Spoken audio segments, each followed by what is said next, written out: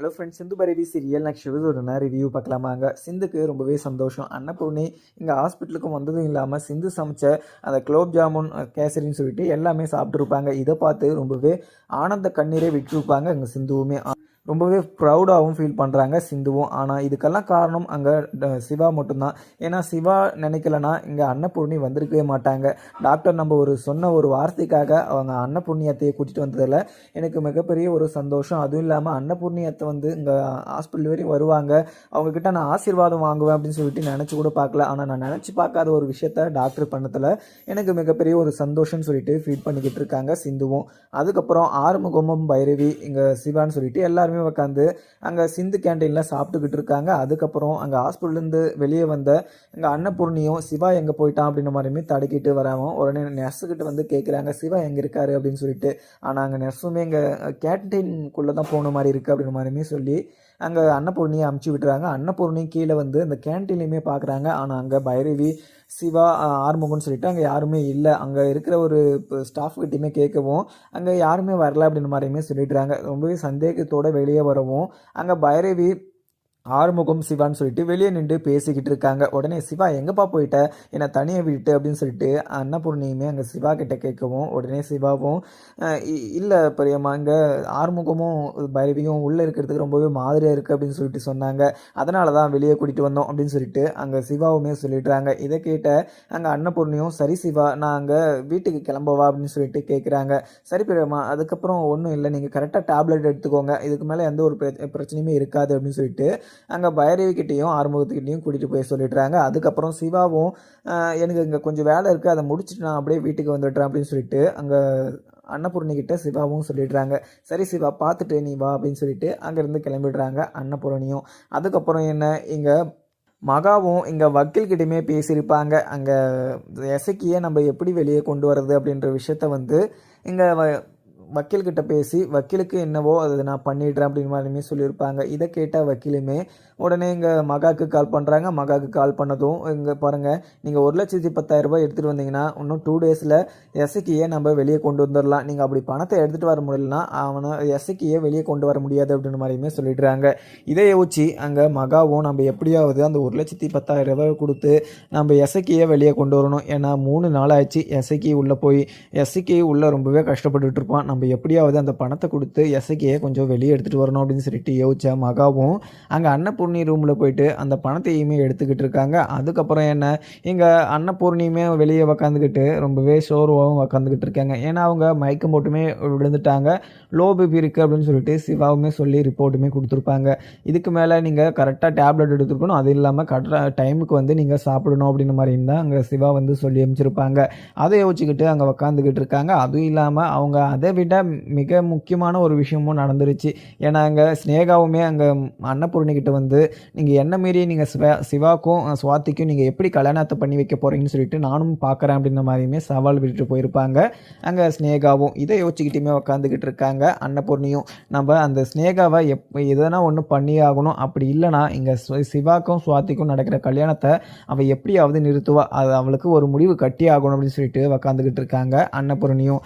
அதுக்கப்புறம் இங்கே ஆறுமுகமும் பைரவியும் வீட்டுக்கு வந்ததும் இங்கே பைரவி ஆறுமுகத்தை பார்த்து, ஆறுமுகம் எனக்கு ரொம்பவே சந்தோஷமாக இருக்குது, இங்கே சிந்துவுடைய திறப்பு விழாக்கு போகுமா அப்படின்னு மாட்டோமான்னு சொல்லிட்டு நினச்சிட்டு இருந்தேன். ஆனால் அங்கே போகிற மாதிரி ஒரு சுச்சுவேஷனாக அமைச்சு விட்டுருச்சு இது சாமியுமே. ஆனால் சாமியுமே அங்கே சிந்து சைடு தான் இருக்குது. அன்னபூர்ணியத்தை அந்த திறப்பு விழாக்கு போவாங்களா அப்படின்ற மாதிரிலாம் நினச்சிட்டு இருந்திருப்பா சிந்து. ஆனால் சிந்து நினச்ச மாதிரியே அன்னபூர்ணி அங்கே போனதில் சிந்துக்கு மிகப்பெரிய ஒரு சந்தோஷம். அதுவும் இல்லாமல் சிந்து சமைச்ச அந்த குலோப் ஜாமுனும் கேசரியும் இங்கே அன்னபூர்ணியத்தை சாப்பிட்டதில் இங்கே சிந்து மிகப்பெரிய சந்தோஷமாக இருந்திருப்பா. இதுவே எனக்கு போதும், ஏன்னா அவள் ரொம்பவே கஷ்டப்பட்டுட்டு இருப்பா அப்படின்னு சொல்லிட்டு நினச்சேன். ஆனால் எல்லாமே பார்த்தீங்கன்னா நல்லபடியாக நடந்துருச்சு, இதுக்கு மேலே எந்த ஒரு பிரச்சனையுமே இருக்காது ஆறுமுகம் அப்படின்னு சொல்லிட்டு பைரவியுமே சொல்கிறாங்க. இதை கேட்டதும் ஆறுமுகமும் ஆமாம் பைரவி எனக்குமே ரொம்பவே சந்தோஷமாக தான் இருக்குது, ஏன்னா சிந்து ஒரு நல்ல ஒரு பர்சன், அந்த சிந்து மனசுக்கு எல்லாமே நல்லபடியாக முடிஞ்சிருச்சு. அதுவும் இல்லாமல் கேன்டீன் நல்லபடியாக இனிமேல் ரன் ஆகணும் அப்படின்னு சொல்லிட்டு ஆறுமுகமும் சொல்கிறாங்க. உடனே இங்கே பைரவியும் ஆறுமுகம் எங்கள் சிந்து நினச்ச மாதிரியே எல்லாமே நடந்து முடிஞ்சிச்சு. அதே மாதிரி சிந்து மேலே இருக்கிற தப்பையும் மறந்து இங்கே அன்னபூர்ணியத்தை எப்படியாவது மன்னிச்சு இந்த வீட்டுக்குள்ளே ஏற்றுக்கணும். சிந்துவும் சிவாவும் 2 பேரும் சேர்ந்து வாழ்ந்தாங்கன்னா நல்லா இருக்கும் அப்படின்னு சொல்லிட்டு எங்கள் பைரவியுமே சொல்லிட்டுறாங்க. இதை கேட்டுட்டு எங்கள் ஆறுமுகமும் ஆமாம்மா பைரவி, எனக்குமே இது நடக்கணும் அப்படின்னு சொல்லிட்டு எனக்குமே ரொம்ப நாள் ஆசை. ஆனால் அங்கே சிந்து செஞ்ச ஒரு தப்பை யோசிச்சு அங்கே அன்னபூர்ணி அம்மாவும் அதை மன்னிக்காமலும் மறக்காமலும் இருக்கிறாங்க. அதுவும் இல்லாமல் சிவாக்கும் சுவாதிக்கும் இங்கே நிச்சயதார்த்தம் பண்ணிட்டு இருக்காங்க. இந்த ஒரு விஷயம் என்னத்தை எங்கே போய் முடிய போதோ தெரியல. ஏன்னா இந்த நிச்சயதார்த்தத்தில் சிவாவுக்குமே விருப்பம் இல்லை. அந்த விஷயத்த இங்கே அன்னபூர்ணி அம்மா கிட்டேயுமே சொல்லிட்டான் சிவா. ஆனால் அன்னபூர்ணி அம்மா என்ன எதை முடிவெடுக்க போகிறாங்களோ தெரியல. இங்கே நடக்க போகிறத நம்ம பார்க்கலாம், வெயிட் பண்ணி தான் பார்க்கணும் அப்படின்னு சொல்லிட்டு ஆறுமுகமும் சொல்லிட்டுறாங்க. அதுக்கப்புறம் என்ன, சிவாவுமே வீட்டுக்கு வந்துடுறாங்க. வீட்டுக்கு வந்த கையோட ரூமுக்குள்ளே போய் பேக்கையுமே வச்சுட்டு வரதுக்காக போகிறாங்க. அதுக்கப்புறம் இங்கே மகாவும் அங்கே உள்ளே இருந்த 1,10,000 எடுத்துகிட்டு வெளியே வராங்க மறைச்சிக்கிட்டு. ஏன்னா இவங்க திருத்தனமாக வெளியே வரதை பார்த்த சிவாவும் அம்மா இங்கே அன்னபூர்ணி பிரேமா ரூமில் இருந்து வராங்க, என்னத்தை எடுத்துகிட்டு போகிறாங்க, இப்படி மறைச்சி எடுத்துகிட்டு போகிறாங்களே, என்ன எடுத்துகிட்டு போகிறாங்கன்னு சொல்லிட்டு பார்க்கலாம் அப்படின்ற மாதிரியுமே பார்த்துக்கிட்டு இருக்காங்க. அதுக்கப்புறம் மகாவும் அந்த பணத்தை எடுத்துக்கிட்டு உடனே வெளியே போய் கார்லேயுமே போகிறாங்க. போகிறத பார்த்ததும் அம்மா எங்கே தான் போகிறாங்கன்னு சொல்லிட்டு நம்ம பார்த்தே ஆகணும் அப்படின்னு சொல்லிட்டு பின்னாடி அந்த காரை ஃபாலோ பண்ணிட்டு போகிறாரு சிவாவுமே. அதுக்கப்புறம் இங்கே மகாவும் உடனே அங்கே வக்கீல்கிட்ட போயிட்டு அந்த பணத்தை கொடுத்துட்டு எப்படியாவது நீங்கள் எசக்கியை வெளியே கொண்டு வந்துடுங்க, எசக்கி இங்கே அவன் தப்பு பண்ணிவிட்டு உள்ளே போயிட்டான், ஆனால் உங்களை நம்பி தானே அந்த பணத்தை உங்ககிட்ட கொடுக்குறேன், எப்படியாவது இங்கே எசக்கியை நீங்கள் வெளியே கொண்டு வந்தே ஆகணும் அப்படின்னு சொல்லிட்டு அங்கே மகாவுமே வக்கீல்கிட்ட கொடுத்துட்றாங்க. வக்கீலுமே இதை வாங்கிட்டு நீங்கள் எதுக்குமே கவலைப்படாதீங்க, இன்னும் 2 டேஸில் கண்டிப்பாக எசக்கி வெளியே இருப்பான், நான் சொன்ன வாக்கு எப்போவுமே நம்பிட மாட்டேன், அதே மாதிரி நான் சொன்ன கேட்ட பணத்தை நீங்கள் கரெக்டாக எடுத்துகிட்டு வந்து கொடுத்துட்டீங்க, ஆனால் நீங்கள் கேட்ட ஒரு விஷயத்த நான் கண்டிப்பாக ஒரு 2 டேஸில் அங்கே எசக்கியை வெளியே இருக்கிற மாதிரி நான் கொண்டு வரேன் அப்படின்னு சொல்லிட்டு அங்கே வக்கீலுமே சொல்லிட்டுருவாங்க. இதை பார்த்தா சிவாக்கு மிகப்பெரிய ஒரு கோவம். அம்மா ஏன் இப்படியெல்லாம் பண்ணிக்கிட்டு இருக்காங்க, அந்த எசக்கி மிகப்பெரிய ஒரு தப்பை பண்ணியிருக்கான், அவன் ஜெயிலில் இருக்க வேண்டியவன், அவனை எதுக்கு இப்போ வெளியே கொண்டு வரதுக்காக 1,10,000 அங்கே வக்கீல்கிட்ட கொடுத்துருக்காங்க, அம்மாவை நம்ம சும்மாவே விடக்கூடாது அப்படின்னு சொல்லிட்டு அங்கே சிவாவுமே யோசிச்சுக்கிட்டு நின்றுக்கிட்டு இருக்காங்க. உடனே இப்போ அம்மா என்ன பண்ண போகிறாங்கன்னு சொல்லிட்டு நம்ம வெயிட் பண்ணி பார்க்கணும். ஏன்னா அம்மாவுமே இதில் இன்வால்வ் இருக்கிறாங்களா அப்படின்னு சொல்லிட்டு நம்ம தெரிஞ்சுக்கணும். ஏன்னா எனக்கு அப்போவே கொஞ்சம் சந்தேகமாக இருந்துச்சு, ஆனால் அந்த சந்தேகத்தை நம்ம தீர்த்துக்கணும் அப்படின்னு சொல்லிட்டு அங்கே வெளியவே நின்று யோசிச்சுக்கிட்டு இருக்காங்க. அதுக்கப்புறம் அங்கே சிந்துவுமே அங்கே கேன்டீனில் வந்து எல்லாருமே வந்திருக்காங்க. அவங்கள எல்லாமே கவனிச்சிட்டு ரொம்பவே சந்தோஷமாகவும் அன்னபூர்ணி அத்தை இந்த திருப்பி விழாக்கு வருவாங்களான்னு சொல்லிட்டு நான் கொஞ்சம் கூட எக்ஸ்பெக்ட் பண்ணலை. ஆனால் டாக்டர் நான் எனக்கு கொடுத்த வாக்கு மீறாமல் எங்கள் அன்னபூர்ணி அத்தையை இது கூட்டிகிட்டு வந்ததும் இல்லாமல் இங்கே இந்த சமைச்ச சாப்பாடையுமே சாப்பிட்டுட்டு போனாங்க. எனக்கு மிகப்பெரிய ஒரு சந்தோஷமாக இருக்குது. அதுக்கப்புறம் நான் இதுக்கப்புறம் நான் எதுக்குமே நான் ஃபீல் பண்ண மாட்டேன் அப்படின்னு சொல்லிட்டு அங்கே சிந்துவுமே அங்கே யோசிச்சுக்கிட்டு இருக்காங்க. உடனே இங்கே சிவா டாக்டர் எங்கே போயிட்டார் அப்படின்னு சொல்லிட்டு டாக்டருக்குமே கால் பண்ணுறாங்க. உடனே சிவாவுக்கு கால் பண்ணதும் டாக்டர் எங்கே இருக்க டாக்டர் அப்படின்னு சொல்லிட்டு இங்கே சிந்துவுமே கேட்குறாங்க. உடனே இங்கே சிவாவும் இங்கே நான் வீட்டில் இருக்கேன், கொஞ்சம் வேலையாக இருக்கேன், நான் உனக்கு அப்புறம் பண்ணுறேன் அப்படின்னு சொல்லிட்டு சிவாவுமே கட் பண்ணிடுறாங்க. உடனே இங்கே சிந்துவும் இன்னும் வேலையாக இருப்பார், நான் அவரை சாப்பிட்லாம் அப்படின்னு சொல்லிட்டு சாப்பிட்றத கூப்பிடலான்னு சொல்லிட்டு கால் பண்ணால் அவர் முக்கியமான வேலையாக இருக்குன்னு சொல்லிட்டு கட் பண்ணுறாரு. அதுக்கு என்ன விடுங்க, நான் வீட்டுக்கு நானே சமைச்சு எடுத்துகிட்டு போய் கொடுத்துட்டு வந்துடுறேன் அப்படின்னு சொல்லிட்டு சிந்துவுமே சமைச்சிக்கிட்டு இருக்காங்க. அதுக்கப்புறம் அன்னபூர்ணியுமே ரூமில் உட்காந்துக்கிட்டு இருக்க. அதுக்கப்புறம் இங்கே சுவாத்தியுமே அங்கே அன்னபூர்ணிக்கிட்ட போயிட்டு அத்தை எனக்கு ரொம்பவே பதட்டமாக இருக்கத்த, ஏன்னா அந்த நிச்சயதார்த்தம் நடந்துருச்சு, அதுவும் இல்லாமல் கல்யாணம் நடக்குமா நடக்காதான்னு சொல்லிட்டு எனக்கு ரொம்பவே பயமாகவும் இருக்குது. ஏன்னா சிவாக்குமே இந்த விஷயத்தில் இந்த நிச்சயதார்த்தத்தில் கொஞ்சம் கூட உடன்பாடு கிடையாது. அதுவும் இல்லாமல் அவர் வந்து இந்த நிச்சயதார்த்தம் நடந்த மாதிரியே நீங்கள் நினச்சிக்காதீங்க, நடக்கலைன்னு சொல்லிட்டு நினச்சிக்கோன்னு சொல்லிட்டு என்கிட்ட வந்து சொன்னதை நினைக்கிற போது எனக்கு ரொம்பவே பயமாக இருக்குது, இந்த கல்யாணம் நடக்குமா நடக்காதான்னு சொல்லிட்டு அப்படின்ற மாதிரியுமே அன்னபூர்ணிக்கிட்ட சொல்கிறாங்க. அன்னபூர்ணி இதை கேட்டதும் சுவாதி நீ எதுக்குமே கவலைப்படாதம்மா, இங்கே நான் உனக்கு சிவாவை கட்டி கொடுக்குறேன்னு சொல்லிட்டு உனக்கு வாக்கு கொடுத்துட்டேன்ல, கண்டிப்பாக உன்னை தான் சிவா கல்யாணம் பண்ணிப்பான், நீ எதுக்குமே பயப்படாத அப்படின்னு சொல்லிட்டு அங்கே அன்னபூர்ணியுமே சொல்கிறாங்க.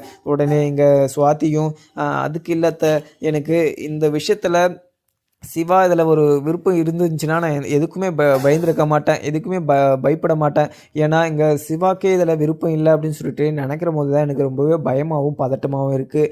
அம்மாவும் அப்பாவும் வந்து என்கிட்ட கேட்டாங்க, இங்கே அன்னபூர்ணி அக்கா வந்து சிவாக்கும் உனக்கும் கல்யாணம் பண்ணி வைக்கிறதா என்கிட்ட கேட்டாங்க, உனக்கு இதில் என்ன முடியும் அப்படின்னு சொல்லிட்டு கேட்டபோது நான் என்ன சொன்னேன் தெரியுமா, அன்னபூர்ணி அத்தைக்கு இதில் சம்மந்தம்னா உங்களுக்கும் இதில் சம்மந்தம்னா எனக்கு மனப்பூர்வ சம்மதம், இதில் நான் எந்த ஒரு மாற்று கருத்தும் சொல்ல மாட்டேன் அப்படின்னு சொல்லிட்டு சொன்னேன். அதுவுமே நான் உங்கள் மேலே வச்சுட்டு இருந்த நம்பிக்கையும் ஒரு இது அக்கறையும் வச்சுட்டு இருந்த ஒரே காரணத்தால் மட்டும்தான் நான் இதுக்கு ஓகேவும் சொன்னேன். ஆனால் நீங்கள் இதில் ஒரு முடிவு எடுத்தீங்க. நீங்கள் எடுத்த முடிவில் இங்கே இருக்கிறவங்க யாருமே மீற மாட்டாங்க. அதுவும் இல்லாமல் சிவாவுமே நீங்கள் சொன்ன பேச்சை கேட்பாரு அப்படின்ற ஒரே காரணத்தினால தான் இந்த கல்யாணத்துக்குமே நான் சம்மதித்தேன். ஆனால் இந்த கல்யாணம் நடக்காது அப்படின்னு சொல்லிட்டு நினைக்கிற போது எனக்கு ரொம்பவே பயமாக இருக்குது. அதுவும் இல்லாமல் சிவாவே எனக்கு ரொம்பவே பிடிக்கும். அதுவும் இல்லாமல் சிவா வந்து எனக்கு இல்லைன்னு சொல்லிட்டு ஆகிட்டாருன்னா எனக்கு ரொம்பவே வருத்தமாயிடும். அதுவும் இல்லாமல் நீங்கள் சிவாக்கும் எனக்கும் நீங்கள் கல்யாணம் பண்ணி வைக்கிறதுனா இதுக்கப்புறம் நீங்கள் இந்த கல்யாண விஷயத்தை பற்றி பேசுங்க. ஆனால் கடைசி நேரத்தில் இந்த கல்யாணம் நடக்காமல் போனால் எனக்கு ரொம்பவே கஷ்டமாயிடும் அத்தை அப்படின்னு சொல்லிட்டு இங்கே சுவாத்தியுமே சொல்கிறாங்க. இதை கேட்ட அன்னபூர்ணியும், சுவாதி நீ எதுக்குமே கவலைப்படாதம்மா, உன்னோட பிரச்சனை எல்லாமே எனக்கு புரியுது. ஆனால் இங்கே சிவாக்கும் உனக்கு மட்டும்தான் கல்யாணம் நடக்கும். இப்போ உனக்கு உன்னை வந்து சிவாக்கு பிடிக்கலனாலுமே கண்டிப்பாக ஒரு நாள் வந்து சிவாக்கு வந்து உன்னை பிடிக்கும். அது இல்லாமல் சிவா தான் உன்னை கல்யாணம் பண்ணிப்பான். அது நான் உனக்கு கொடுக்குற வாக்கா வச்சுக்கோ அப்படின்னு சொல்லிட்டு அன்னபூர்ணியுமே சொல்லிட்டாங்க. உடனே இங்கே சுவாத்தியும் சரிங்க அத்தை, நீங்கள் சொன்னதுக்கப்புறம் நான் எதுவுமே யோசிக்கிறது கிடையாது. நீங்கள் சொல்லிட்டீங்கன்னா அந்த வாக்கை மீற மாட்டீங்கன்னு சொல்லிட்டு எனக்கு நல்லாவே தெரியும். நீங்கள் சொல்கிறத நான் நம்புகிறேன் அத்தை அப்படின்னு சொல்லிட்டு அங்கேருந்து சுவாத்தியுமே கிளம்பிடுறாங்க. அதுக்கப்புறம் இங்கே வக்கீலுமே எசக்கி வந்து வெளியே கொண்டு வந்துடுறாங்க. வெளியே கொண்டு வந்த கையோட எங்கள் மகாவும் ஒரு கோயிலுக்குமே கூட்டிகிட்டு போயிடுறாங்க. கோயிலுக்கு கூட்டிகிட்டு போயிட்டு எசக்கி எதுக்காகடா அந்த பொம்பளையை போய் மீட் பண்ண போன, அந்த ஆசாரியோட ஒய்ஃபை நீ எதுக்காக மீட் பண்ண போன, அவளுக்கு எதுக்கு நீ பணம் கொடுத்த, அந்த சிந்து எப்படியாவது இந்த விஷயத்த கண்டுபிடிச்சிருவான்னு சொல்லிட்டு உனக்கே நல்லாவே தெரியும். இந்த மாதிரி சுச்சுவேஷனில் இந்த மாதிரி ஒரு டைமில் நீ எதுக்காக அந்த பொம்பளையை மீட் பண்ணி பணத்தை கொடுத்த, அவள் பார்த்தியா சாட்சியோட எங்கள் அன்னபூர்ணியா முன்னாடி உன்னை போலீஸுக்கிட்ட மாட்டி விட்டுட்டா, உன்னை வெளியே கொண்டு வரதுக்கு நான் எவ்வளோ பாடுபட்டேன் தெரியுமா அப்படின்னு சொல்லிட்டு இங்கே மகா வந்து எசகி கிட்ட பேசிக்கிட்டு இதெல்லாம் பார்த்து அங்கே சிவாவுமே கோவமாக நின்றுக்கிட்டு இருக்காங்க. அதுக்கப்புறம் எசைக்கும், அக்கா நான் என்னக்கா பண்ணட்டும், நீங்கள் தானே அந்த நகையை திருட சொன்னீங்க, நீங்கள் திருட சொல்லிவிட்டு இப்போ உங்களுக்காக நான் போய் ஜெயிலில் இருந்துட்டு வந்திருக்கேன். அதுவும் இல்லாமல் நீங்கள் முதல்ல நீங்கள் என்னை வெளியே எடுத்துருப்பீங்க அப்படின்னு சொல்லிட்டு நினச்சேன். ஆனால் நீங்கள் இத்தனை நாள் என்ன போலீஸ் ஸ்டேஷனில் வச்சிருப்பீங்கன்னு சொல்லிட்டு நான் நினச்சி கூட பார்க்கலக்கா. நீங்கள் செஞ்ச தப்புக்கு நான் உள்ளே இருக்க வேண்டியதாக ஆயிடுச்சு. இதுக்கு மேலே நான் எந்த ஒரு விஷயத்தையும் பண்ணுறதா இல்லைக்கா. நீங்கள் இதுக்கு மேலே நீங்கள் எந்த ஒரு விஷயத்தையும் பண்ணணுன்னாலுமே நீங்கள் வேற ஆளை வச்சு கூட பண்ணிக்கோங்க. நான் அந்த விஷயத்தை எதுக்குமே தலையிட மாட்டேன். சிந்து மேல நான் எந்த ஒரு புகாருமே கொடுக்க மாட்டேன். அதுவும் இல்லாம சிந்துக்கு எதிராக நான் எதுவுமே பண்ண மாட்டேன் அப்படின்னு சொல்லிட்டு இங்க எசக்கியுமே சொல்லிடுறாங்க.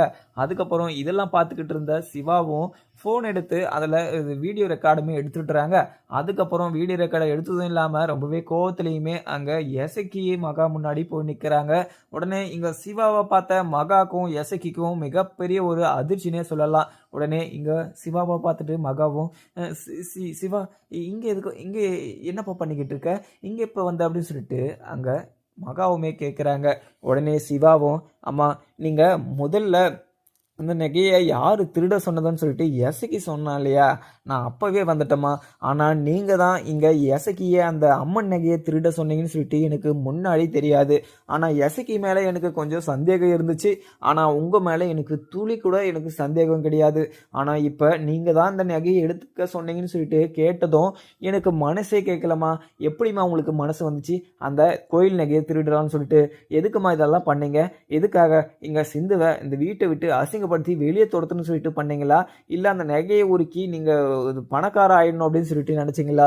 எதுக்குமா அந்த அம்மன் நகையை எதுக்காக நீ திருடுனீங்க அப்படின்னு சொல்லிட்டு அங்கே சிவாவுமே கேட்குறாங்க. உடனே இங்கே மகாவும், சிவா இல்லைப்பா நான் அந்த நகையை திருட சொல்லலைப்பா. அப்படியே நான் திருட சொல்லியிருந்தாலையும் அங்கே சிந்து இந்த வீட்டில் இருக்கக்கூடாது, அவளை அசிங்கப்படுத்தி இந்த வீட்டை விட்டு நான் துரத்தணும், உன்னோட வாழ்க்கையை அவள் நாசம் பண்ணிட்டா, அதனால தான் அவள் இந்த வீட்டில் இருக்கக்கூடாது அப்படின்னு சொல்லிட்டு நினச்சி தான் நான் இப்படியெல்லாம் பண்ணேன். மற்றபடி நான் வேறு எதுவுமே பண்ணலப்பா சிவா. சிவா இந்த விஷயத்த இங்கே அன்னபூர்ணி அக்கா கிட்ட நீ சொல்லிடாத சிவா. நான் உங்ககிட்ட மன்னிப்பு கேட்டுக்கிறேன். உன்னோட வாழ்க்கை நல்லா இருக்கட்டும் அப்படின்னு சொல்லிட்டு தான் நான் நினச்சி இப்படியெல்லாம் பண்ணேன். என்னை மன்னிச்சிக்கோ சிவா. சிவா என் மேலே கோவப்படாத அப்படின்னு சொல்லிட்டு அங்கே மகா வந்து சிவா கிட்ட கெஞ்சவும், உடனே சிவா வந்து ரொம்பவே கோவத்தில் மகாவை கன்னத்திலே பல்லாருன்னு அடைஞ்சிடுறாங்க. இதை பார்த்த எசக்கிக்கு மிகப்பெரிய அதிர்ச்சி. உடனே இங்கே மகா வந்து, சிவா என்ன ஏப்பா அடிக்கிற, என்னை எவ்வளோ நல்லா அடிச்சுக்கப்பா, இந்த விஷயத்த இங்கே அன்னபூர்ணிக்கிட்ட மட்டும் சொல்லிடாத, என்னை மன்னிச்சிக்கோ சிவா. நான் ஏதோ தெரியாமல் முட்டாள்தனமாக இப்படி ஒரு காரியத்தை பண்ணிட்டேன். அதுவும் இல்லாமல் சிந்துவே அந்த வீட்டை விட்டு துரத்தணும் அப்படின்ற ஒரே காரணத்தினால மட்டும்தான் நான் இப்படி பண்ணிட்டேன். என்னை மன்னிச்சிக்கோ சிவா அப்படின்னு சொல்லிட்டு அடித்த பிறகுமே சிவா கிட்ட கெஞ்சிக்கிட்டு இருக்காங்க. உடனே இங்க சிவாவும், அம்மா உங்களை நான் அடிச்சதோட விட்டுன்னு சொல்லிட்டு நினச்சிக்கோங்க. ஆனால் நீங்கள் இவ்வளோ பெரிய தப்பு பண்ணிட்டு நீங்கள் வெளியில் சுற்றிக்கிட்டு இருக்க முடியாது. தப்பு பண்ண நீங்கள் தண்டனை அனுபவிச்சே ஆகணும். நீங்கள் தப்பு பண்ணீங்கள, இந்த விஷயத்த நான் கண்டிப்பாக அன்னபூர்ணி பிரியம்மா கிட்ட நான் சொல்ல தான் போகிறேன். இந்த விஷயத்த அவங்க கேட்டு அவங்க என்ன முடிவெடுக்கிறாங்களோ அதுக்கு நான் கட்டுப்படுவேன். அதுவும் இல்லாமல் இந்த விஷயத்தில் எஸ்ஐக்கு மட்டும் தான் இன்வால்வ் ஆகிருக்கிறேன் அப்படின்னு சொல்லிட்டு நினச்சேன். ஆனால் நீங்களும் இதில் பார்ட்னர்ஷிப்பாக இருப்பீங்க, நீங்கள் தான் அந்த நகையை திருட சொன்னீங்க அப்படின்னு சொல்லிட்டு இங்கே அன்னபூர்ணி பிரியாமாவுக்கு தெரிஞ்சிச்சுன்னா உங்களை என்ன பண்ணுவாங்கன்னு சொல்லிட்டு தெரியாது. ஆனால் இந்த விஷயத்த நான் கண்டிப்பாக அன்னபூர்ணி பிரியாமா கிட்ட நான் சொல்ல தான் போகிறேன் அப்படின்னு சொல்லிட்டு சிவாவுமே சொல்லிடுறாங்க. அதுக்கப்புறம் இங்கே சிவா சொன்னதை கேட்டதும் மகா, சிவா இது என்ன புரிஞ்சுக்கப்பா, நான் உன் அம்மா தானே, என்னை மன்னிச்சிருப்பா, ஒரு டைம் நீ மன்னிச்சிருப்பா, மறுபடியும் நான் இப்படி ஒரு தப்பை பண்ண மாட்டேன் அப்படின்னு சொல்லிட்டு எங்கள் மகாவுமே கெஞ்சவும், உடனே இங்கே சிவாக்கு கோவம் வந்து மகா மேலே இருக்கிற கோவத்தை வந்து எசக்கியை வந்து வெளுத்து வாங்கிக்கிட்டு இருக்காங்க. உடனே இங்கே எசக்கியும், சிவா என்னைய அடிக்கிற, நான் எந்த தப்பு பண்ணலை, உங்கள் அம்மா அந்த நகையை திருட சொன்னாங்க, அதனால மட்டும்தான் அந்த நகையை நான் திருடினேன், மற்றபடி நான் அந்த நகையை எடுக்கணும்னு சொல்லிட்டு தான் இல்லை, உங்கள் அம்மா தான் சொன்னாங்க அதனால திருடினேன், நீ எதுக்கு என்ன எதுக்கு அது அடிச்சுக்கிட்டு இருக்க, உங்கள் அம்மா தானே எடுக்க சொன்னாங்க, உங்கள் அம்மா என்ன வேணாலும் கேட்டுக்கோ, அது இல்லாமல் நீங்கள் உங்கள் அம்மான்னு சொல்லிட்டு பார்க்காம கூட உங்கள் அம்மாவை பல்லாரன்னு சொல்லிட்டு கன்னத்திலே அடிக்கிற, என்னெல்லாம் நீ சும்மாவை விடுவ, நீ என்ன என் மேலே நீ கையை வச்சுன்னு வச்சுக்க வேற மாதிரி ஆகிடும், அது இல்லாமல் அது அந்த நகையை எடுக்க சொன்னதே உங்கள் அம்மா தான் சொல்லிட்டு நான் கோர்ட்டில் சொல்லிட்டுதுன்னா உங்கள் அம்மா வந்து ஜெயிலில் இருக்க வேண்டியவங்க, நான் உங்கள் அம்மா நல்லதுக்காக உங்கள் அம்மாவை அங்கே மாட்டி விடாமல் விட்டதுக்கு நீ என்னை எதுவுமே பண்ணக்கூடாது, அதுவும் இல்லாமல் என்னை வந்து நீ அடிச்சுனா இதுக்கு மேலே வேற மாதிரி ஆகிடும் அப்படின்னு சொல்லிட்டு எசகியுமே சொல்கிறாங்க. உடனே இதை கேட்ட சிவாவும், பாருங்கம்மா நல்லா பார்த்துக்கோங்க, இப்போ எசகி என்னை எப்படி எதிர்த்து பேசிக்கிட்டு இருக்கான் பார்த்தீங்களா, இதுக்கெல்லாம் காரணம் நீங்கள் தான் அந்த நகையை எடுக்க சொன்னீங்க அப்படின்ற ஒரே காரணத்தினால தானே இப்போ எசகி என்னை வந்து இப்படி என்னை எதிர்த்து பேசிக்கிட்டு இருக்கான், அந்த அம்மன் நகையை திருணுதும் இல்லாமல் என்னவே இப்படி எதிர்த்து பேசிக்கிட்டு இருக்கான், இதுக்கு மேலே உங்களை ரெண்டு பேரையும் நான் சும்மாவே விட மாட்டேன், அதுவும் இல்லாமல் நீங்கள் எசக்கியை வெளியே கொண்டு வரதுக்கு அங்கே அன்னபூர்ணி பெரியம்மா வீட்டில் இருந்தே ரூம்ல இருந்தே நீங்கள் 1,10,000 எடுத்துகிட்டு வந்திருக்கீங்க, இங்கே தப்பு மேலே தப்பு பண்ணிக்கிட்டே இருக்கீங்க, இதுக்கு மேலே நீங்கள் எந்த தப்பும் பண்ணக்கூடாது, அதுவும் இல்லாமல் நீங்கள் பண்ண தப்பை எங்கள் அன்னபூர்ணி பெரியம்மா கிட்ட நான் சொல்ல தான் போகிறேன் அப்படின்னு சொல்லிட்டு அங்கேருந்து கார் எடுத்துகிட்டு வேகமாகவும் கிளம்பிடுறாங்க. உடனே இங்கே எசக்கியை பார்த்து மகாவும், எசக்கி இப்போ நானும் மாட்டிக்கிட்டேன், இதுக்கு மேலே என்ன அந்த வீட்டில் வைக்க மாட்டாங்க, அந்த அன்னபூர்ணி அக்கா என்ன இதுக்கு மேலே என்ன பண்ண போகிறான்னு சொல்லிட்டு தெரியல, ஏற்கனவே அவள் என் மேலே ரொம்பவே கோவமாக இருப்பா, நான் ஒரு சின்ன தப்பு பண்ணனாவே என்ன வெளுத்து வாங்குவா, இதுக்கு மேலே அவள் என்ன தான் பண்ண போகிறோம் இந்த விஷயத்த கேட்டு அப்படின்னு சொல்லிட்டு அங்கே மகாவுமே எசகிட்ட சொல்லவும், உடனே எசகியும் இது அக்கா அங்கே சிவா இந்த விஷயத்த சொல்ல மாட்டாங்க, என்ன இருந்தாலுமே நீங்கள் வந்து அவனோட அம்மா, நீங்கள் ஒரு அம்மா பெத்த அம்மாவை எப்படி போய் அங்கே அன்னபூர்ணி இது அக்கா கிட்ட மாட்டி விடுவான், அதெல்லாம் மாட்டி விட மாட்டாங்க, நீங்கள் பயப்படாதீங்க அப்படின்னு சொல்லிட்டு எசகியுமே சொல்லவும், உடனே இங்கே மகாவும், எசகி உனக்கு அவனை பற்றி தெரியாது, அவன் யார் தப்பு பண்ணாலையும் எந்த பாரபட்சமும் பார்க்க மாட்டான், அவன் கண்டிப்பாக போய் அங்கே அன்னபூர்ணி அக்கா கிட்ட சொல்ல தான் போகிறான், என்னோட கதை வந்து இன்னையோட முடிஞ்சிச்சு அப்படின்னு சொல்லிட்டு மகாவும் அங்கே நின்றுக்கிட்டு இருக்க. அதுக்கப்புறம் ரொம்பவே கோபமாகவும் வீட்டுக்கு போன சிவா வந்து இந்த விஷயத்த வந்து அன்னபூர்ணி கிட்ட சொல்ல கிடையாது, ஆனால் அவங்க வந்து அந்த விஷயத்த வந்து ரொம்பவே கோபமாகவும் யோசிச்சுக்கிட்டு தான் இருக்காங்க. உடனே ரூமில் உக்காந்துக்கிட்டு, அம்மா எதுக்காக தான் இது மாதிரிலாம் பண்ணிக்கிட்டு இருக்கான்னு சொல்லிட்டு எனக்கு ஒன்றுமே தெரியல, ஆனால் சிந்து ரொம்பவே நல்ல ஒரு மனசு உள்ளவ, அவளை இந்த வீட்டு தோர்த்தணும்னு சொல்லிட்டு அவங்க இப்படியெல்லாம் நினச்சி கூட பார்க்கல, ஏன்னா இப்போ அம்மாவை நம்ம இப்போ அன்னபூர்ணி பிரியம்மா கிட்ட சொல்லலாமா வேணாமான்னு சொல்லிட்டு உக்காந்து யோசிச்சுக்கிட்டு இருக்காங்க. அதுவும் இல்லாமல் சிந்து மேலே இப்படி ஒரு அம்மாண்டமான ஒரு பழியை வந்து அவங்க சுமத்திருக்காங்க. அதுவும் இல்லாமல் இந்த விஷயத்த சிந்து வந்து எசக்கி தான் பண்ணான்னு சொல்லிட்டு கண்டுபிடிக்காம சிந்து இருந்ததுன்னா சிந்து இன்னைக்கு வரைக்கும் கெட்ட பேர் தான் வாங்கிட்டு இருந்திருப்பா. அதுவும் இல்லாமல் இந்த வீட்டை விட்டையுமே துரத்திட்டு இருப்பாங்க அன்னபூர்ணி பிரியம்மா அப்படின்னு சொல்லிட்டு யோசிச்சுக்கிட்டு இருக்காங்க. அதுக்கப்புறம் இவங்க ரொம்பவே டீப்பாகவும் பதட்டமாகவும் யோசிச்சுக்கிட்டு இருக்கிறதெல்லாம் பார்த்த ஆறுமுகம் வந்து, சிவா என்னப்பா ஆச்சு சிவா, எதுக்கு இப்படி பயந்து போயிருக்க, எதுக்கு மூஞ்செல்லாம் வேர்த்து கொட்டுது, எவ்வளவு கோபமா இருக்க, என்ன ஆச்சு அப்படின்னு சொல்லிட்டு ஆறுமுகம் வந்து இங்கே சிவா கிட்ட கேட்குறாங்க. சிவாவும் இந்த விஷயத்த ஆறுமுகத்துக்கிட்ட சொல்லலாமா வேணாமான்னு சொல்லிட்டு யோசிக்கவும், உடனே சிவா என்ன விஷயம் இருந்தாலும் சொல்லு சிவா, நீ என்னைக்குமே இது மாதிரி இருந்ததே கிடையாது, உனக்கு என்னதான் ஆச்சு அப்படின்னு சொல்லிட்டு அங்கே சிவா கிட்ட வந்து ஆறுமுகமும் கேட்கவும், உடனே சிவா வந்து ஆறுமுகத்துக்கிட்ட சொல்லிடலாம் அப்படின்ற மாதிரியுமே யோசிக்கிறாங்க. எங்க உடனே ஆறுமுகத்தை பார்த்து, ஆறுமுகம் உனக்கு உனக்கு ஒரு விஷயம் தெரியுமா? அந்த அம்மன் நகையை தின்னது எசக்கி தான் அப்படின்னு சொல்லிட்டு நாம் நினச்சிட்டு இருந்தோம். ஆனால் எசக்கி தான் எடுத்தான்னு சொல்லிட்டு இங்கே சிந்து வந்து எல்லார் முன்னாடி நிரூபிச்சிட்டா. ஆனால் அதுக்கு பின்னாடி யாரோ ஒருத்தர் இருக்கிறாங்க அப்படின்னு சொல்லிட்டு நாம் நினச்சோம் இல்லை. ஆமாம், நம்ம நினச்ச மாதிரியே இந்த விஷயத்துக்கு பின்னாடி ஒருத்தர் இருந்திருக்காங்க. அது யார் தெரியுமா? என்னுடைய அம்மா மகா அப்படின்னு சொல்லிட்டு அங்கே சிவா வந்து ஆறுமுகத்துக்கிட்ட சொல்லவும், ஆறுமுகம் இதை கேட்டதும், சிவா என்ன சொல்கிற சிவா, இந்த நகையை திருட சொன்னது உன்னுடைய அம்மாவா அப்படின்னு சொல்லிட்டு ரொம்பவே ஆச்சரியமாகவும் கேட்குறாங்க. உடனே சிவாவும், ஆமாம் ஆறுமுகம், அந்த நகையை எசகியை திருட சொன்னதே அம்மா தான். இந்த விஷயத்த கேள்விப்பட்டதும் எனக்கு மிகப்பெரிய ஒரு அதிர்ச்சியாக இருந்துச்சு. அம்மாவை நான் அங்கேயே என்ன பண்ணுறதுன்னு சொல்லிட்டு எனக்கு ஒன்றுமே புரியல.